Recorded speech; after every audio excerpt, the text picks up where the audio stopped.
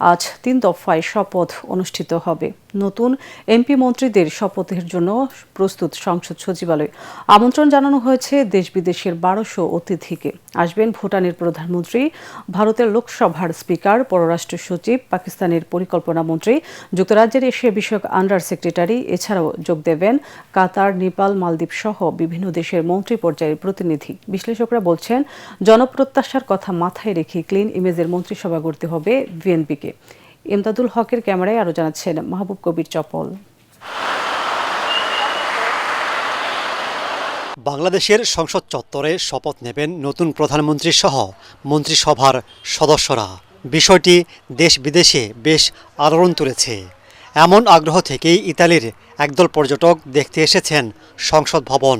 এর অবকাঠামো দেখে মুগ্ধ তারা। শুনেছি বাংলাদেশে নির্বাচন হয়েছে, মন্ত্রীরা সংসদ ভবনের পাশে শপথ নেবেন।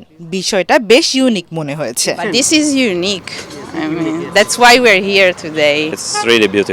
বাংলাদেশে এসে খুবই ভালো লাগছে, বিশেষ করে আপনাদের সংসদ ভবনটি সত্যি অসাধারণ। নতুন বাংলাদেশে যাত্রা শুরু হতে যাচ্ছে নতুন সরকারের। শুরুতেই নতুনত্ব আনতে চাচ্ছে বিএনপি। এমপি ও মন্ত্রীদের শপথ নির্বিঘ্ন করতে সব ধরনের ব্যবস্থা নেওয়া হয়েছে বলে জানান সংসদ সচিবালয়ের কর্মকর্তারা। শপথ হলো আমাদের এখানে হলো এমপি মহোদয়দের সংস্থা যাচ্ছে, ওটা ক্যাবিনেটে আমাদের প্রস্তুতি ওকে, আমরা কালকে নিতে পারবো ইনশাআল্লাহ। শপথ অনুষ্ঠানে ভারত, পাকিস্তান, চীন, তুরস্ক, সৌদি আরব, সংযুক্ত আরব আমিরাত, ব্রুনাই, মালয়েশিয়া, কাতার সহ 13 দেশের সরকার প্রধানকে আমন্ত্রণ জানিয়েছেন প্রধান উপদেষ্টা ডক্টর ইউনূস।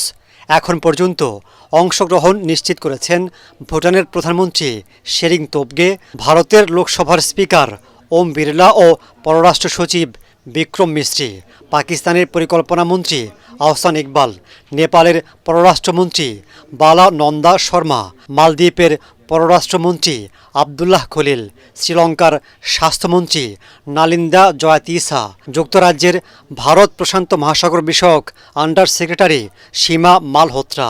বিভিন্ন দেশের কূটনীতিক সহ এই তালিকায় যুক্ত হতে পারেন আরও অনেক বিদেশি। এছাড়াও দেশের প্রধান বিচারপতি, বিশিষ্ট ব্যক্তিবর্গ, জুলাই যোদ্ধা সহ বিভিন্ন স্তরের ব্যক্তিদের আমন্ত্রণ জানানো হয়েছে।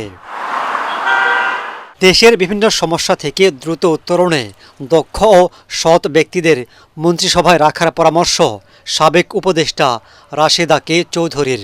জুলাই গণ অভ্যুত্থানে আমাদের সন্তানেরা আত্মাহুতি দিয়েছে, সেই তরুণ প্রজন্মকে যাতে সঠিকভাবে আমরা আনতে পারি, পরিচালিত করতে পারি, নবীন প্রবীণের সমন্বয়ে একটি মন্ত্রিসভা হবে, সেটা প্রত্যাশা।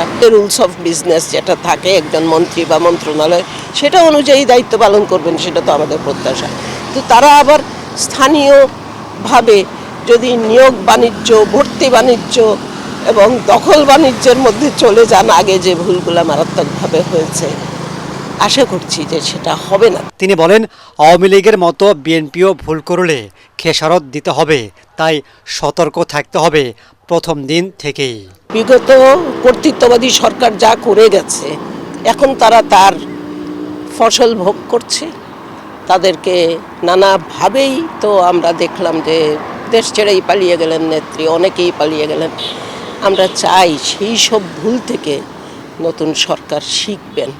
তারা নিজেরাও আগের সরকারে যে ভুল করেছেন, ইতিমধ্যে আমাদের সম্ভাব্য প্রধানমন্ত্রী তো বলেছেনই যে আমরা আগের ভুলগুলোর জন্য ক্ষমা চাই, ভুল করে থাকলে সেই ভুলগুলো থেকে শিক্ষা নেয়া।